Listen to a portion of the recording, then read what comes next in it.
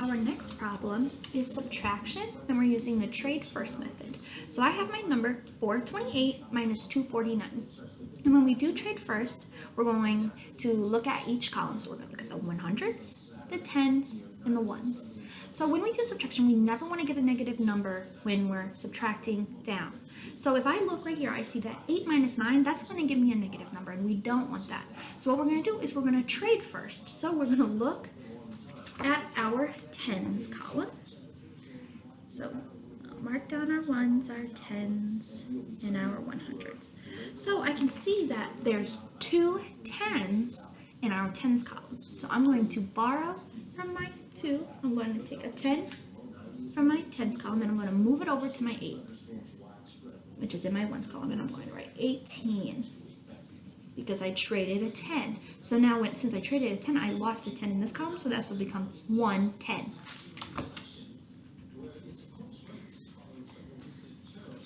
So now I have 110 in my column of tens, and I have 18 ones in my ones column.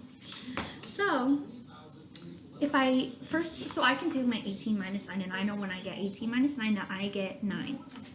So I'm going to write a 9 under all my ones. So I have a 9 after I do 18 minus 9.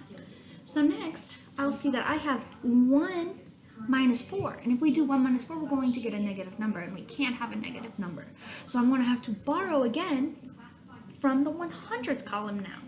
So I have 4 100s. So I'm going to borrow 1,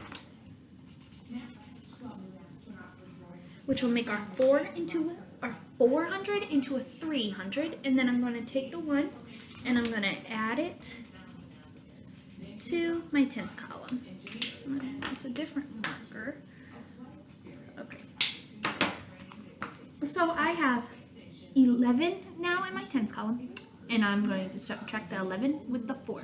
So 11 minus 4 is 7. I wrote my 7 down right there under my tens column. So now we're going back to our 100s column. In our 100s column, we have 3 minus 2, which is 300 minus 200. And I know that I can do 3 minus 2, and I'll get a whole number that's not negative. So if I do 3 minus 2, I get 1. So I'm going to put my 1 under my 100s column.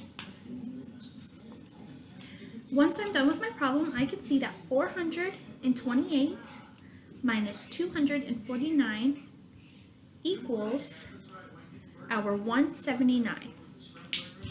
So here's just the problem rewritten without all of this mess.